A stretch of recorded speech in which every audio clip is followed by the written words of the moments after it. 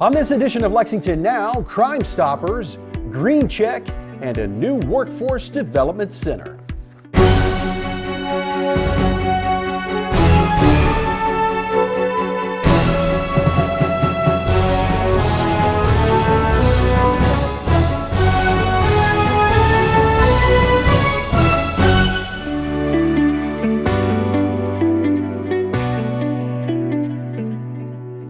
I'm Neil Noah. Welcome to Lexington Now for the week of January 15th, 2024.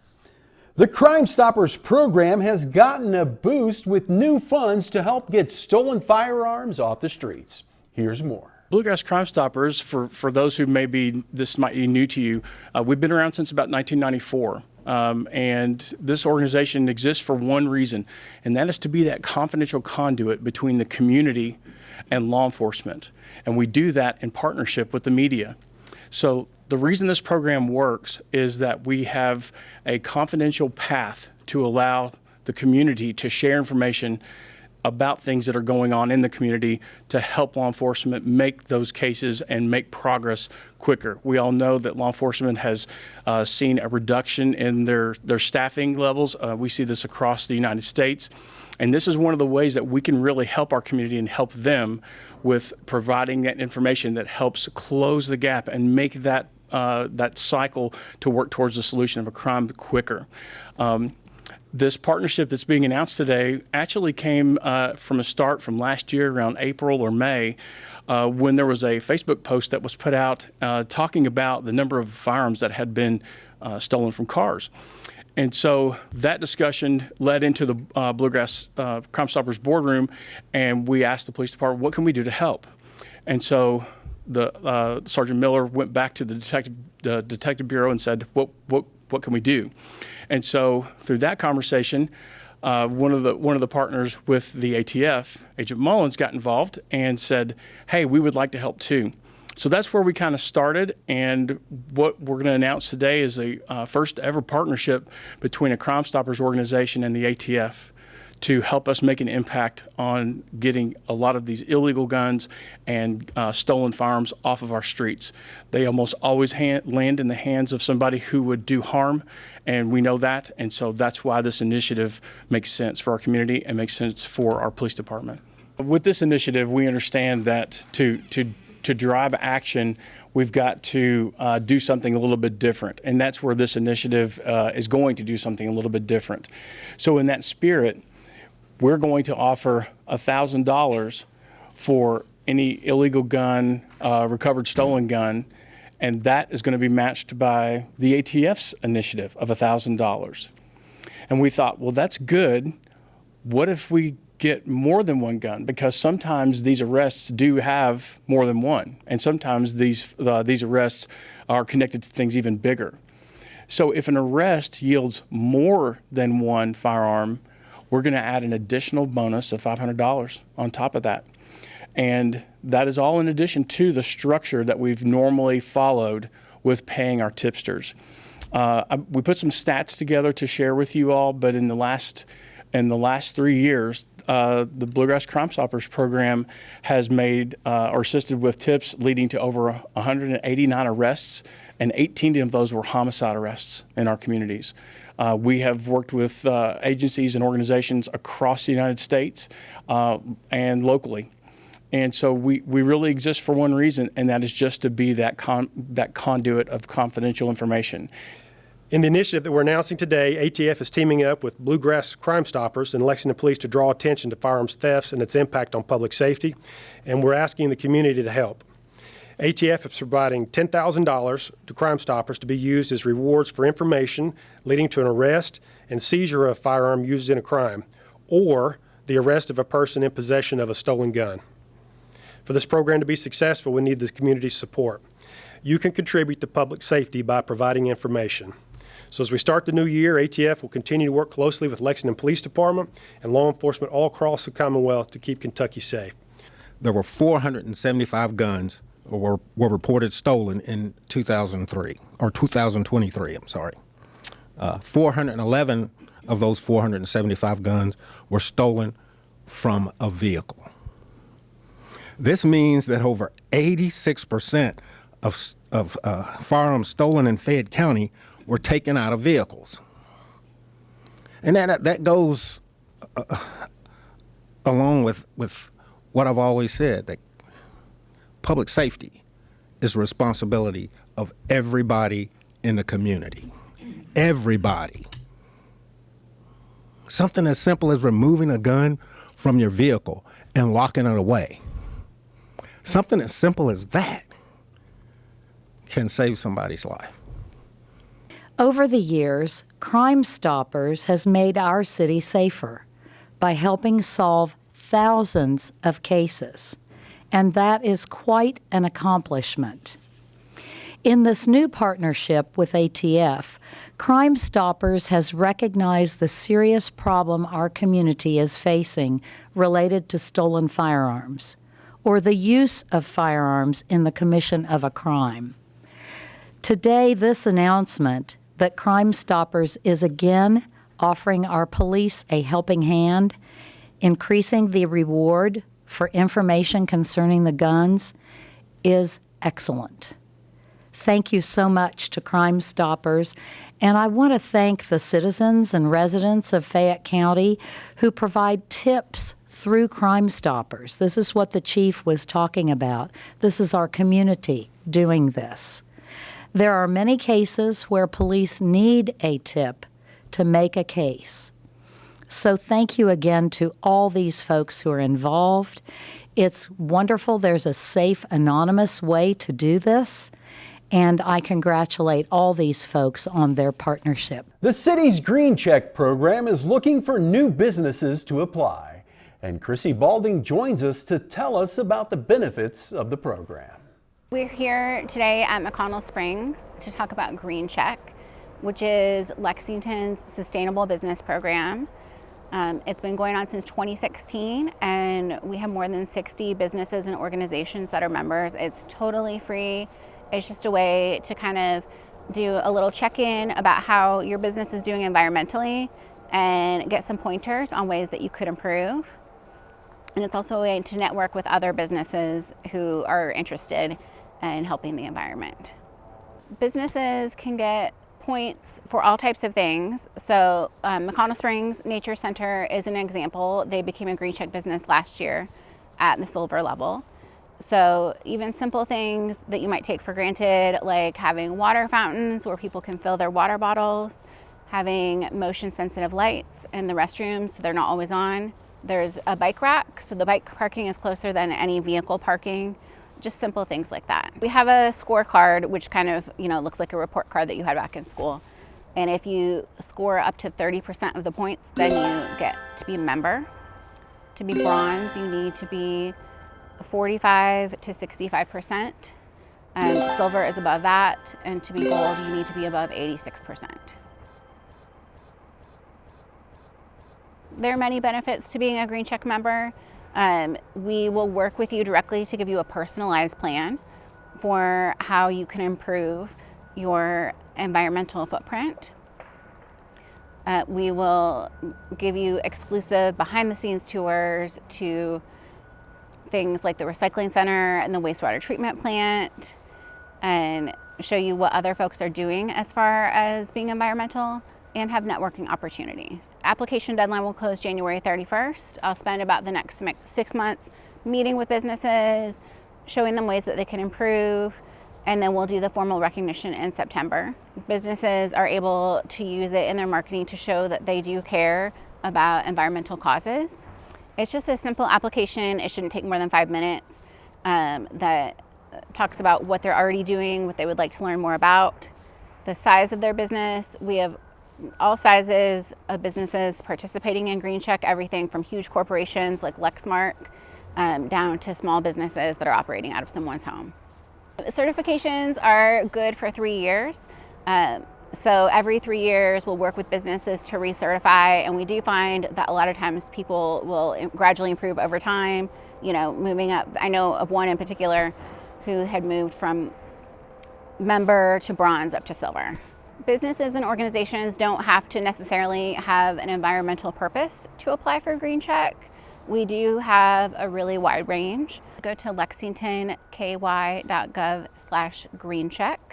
The deadline to apply is January 31st, and it's completely free. An expansion to Lexington's workforce program when we come back.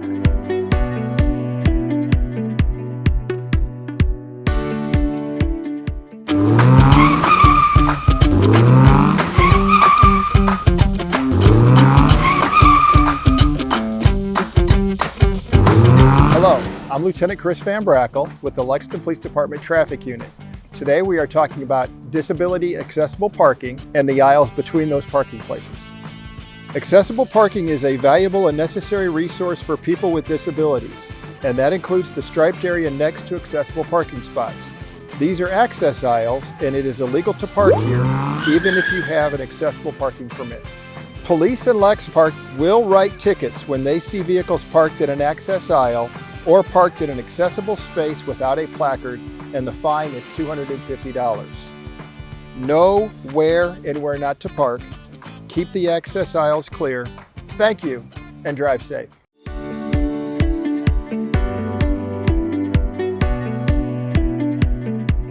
Welcome back to Lexington Now. A new workforce development center was announced for Davis Park. The center will help those looking for employment to find placement. The redevelopment of the Davis Park area is a wide-ranging project that we have been actively working on for more than 25 years.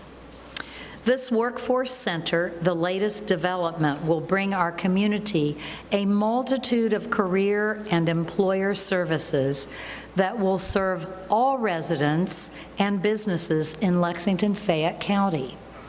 It's extremely important that we make investments in developments that provide our neighbors with resources and solutions. Davis Park Workforce Center is designed to do exactly that. Once completed this fall, on-site staff will be available to help those seeking a job with essential employability skills, such as resume writing, interview skills, and job search assistance. Computers and other resources will be available for individuals who want to search for jobs, hold virtual interviews, work on their resumes, participate in online training, and much, much more. The center will also offer a community room for businesses and other organizations to gather for meetings and other events. An on-site training room will be used by youth and adults for workshops, career coaching, and training. These resources are critical for our community. They help people get back on their feet, find better jobs, and they train the workforce that our businesses need. Having this workforce training facility in the 11th District will be a huge benefit to the residents in this area who are seeking more resources to be able to land a good job. Everyone deserves a job that is fulfilling and allows you to pay your bills. We hope that this center will serve all of our diverse residents and help them navigate the workforce successfully.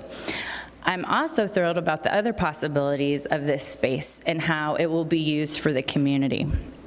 It is abundantly clear that our mayor, city council, and dedicated employees of the Lexington-Fayette Urban County government have heard the call to action and have been hard at work helping to set the stage for an unprecedented development of affordable housing units to start to meet the need for the growing demand of housing affordability in our city. It is my pleasure to talk about the innovative partnership between the Lexington Community Land Trust and AU Associates on Phase 2 of our work at Davis Park. These 73 1-, 2-, and 3-bedroom apartments will add to the legacy of the Land Trust. The Neighborhood Park and Community Center, which are under construction, add to the vibrant community that was created in 2013 following the construction of Oliver Lewis Way. We expect to complete this project and the Workforce Development Center in the late part of 2024 and should be open for leasing in 2025. You only have to look around and see what exciting things are underway as part of the redevelopment of Davis Park. A new neighborhood park will be opening in the spring of this year. A new neighborhood community center is under construction and will be completed this summer. And now we are here to recognize the construction and development of a new 73-unit affordable housing project, with the CLT as a limited partner in the project with AU and associates. This is a perfect example of public-private partnership by working with the developer to deliver permanently affordable housing, workforce training, and a community access back into Davis Park.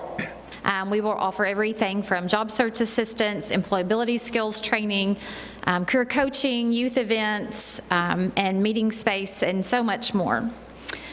Through the center, we're also going to help our businesses by connecting them to some of our job seekers to ensure that we connect those employment opportunities. We'll be hosting job fairs as well as additional employer-led activities.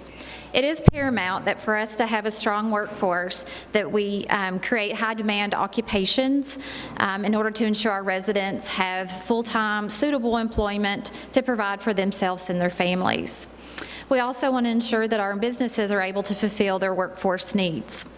The Friends of the Library bookseller is one of the Central Library's most popular features and is now better than ever. Rod Brotherton tells us why. My name's Rod Brotherton. I'm proud to be the president of the Friends of the Library Association, and we are in the downstairs of the main Central Library on Main Street here in Lexington. Friends of the Library is an organization that's been around since 1968.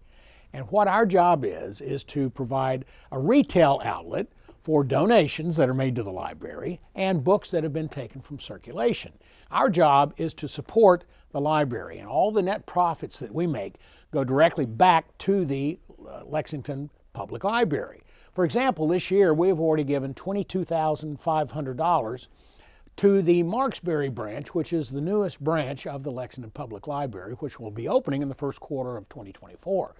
We're really glad that we can do this because the Marksbury branch will be a central focal point for the Latino community in that part of town, and they will use the library extensively, and we are glad that this is another branch that we're bringing online to complement the rest of the communities that are being served by the library in Lexington. The library offers us space at no charge in the basement, so we're very grateful for the opportunity to serve the library here in the central location downtown.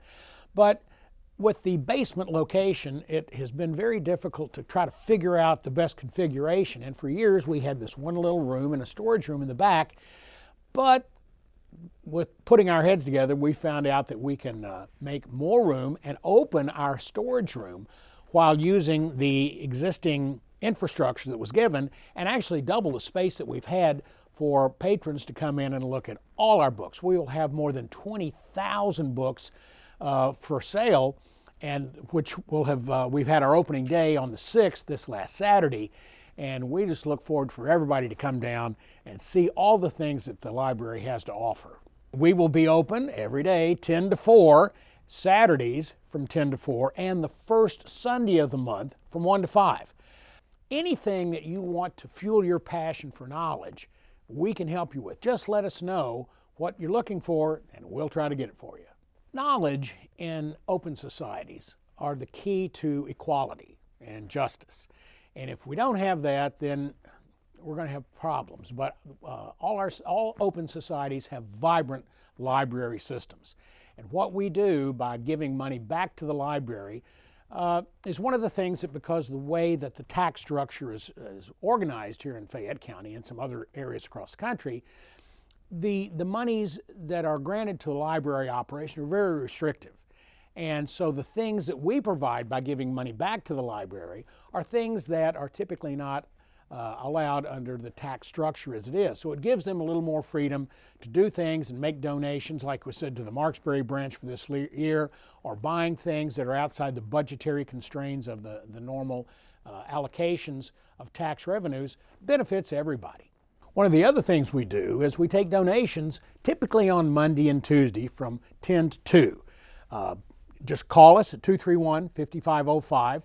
We'll come up and meet your car in the breezeway between Main and Water Street take them out for you, and we'll give you tax receipts if necessary. And if those times don't work, please call us and let us know what will, and we'll make special arrangements to come even and pick books up if necessary, as some of the books that we get, approximately 2,000 a week, come from the public, which are a lifeline for us. We do wonderful things, and hopefully you'll be part of it as well. There are several meetings coming your way this week on Lex TV, and you can catch the gavel-to-gavel action here or streaming online on our website. And remember, you can catch all the most accurate and up-to-date information on all city business at lexingtonky.gov. Here's this week's meeting coverage.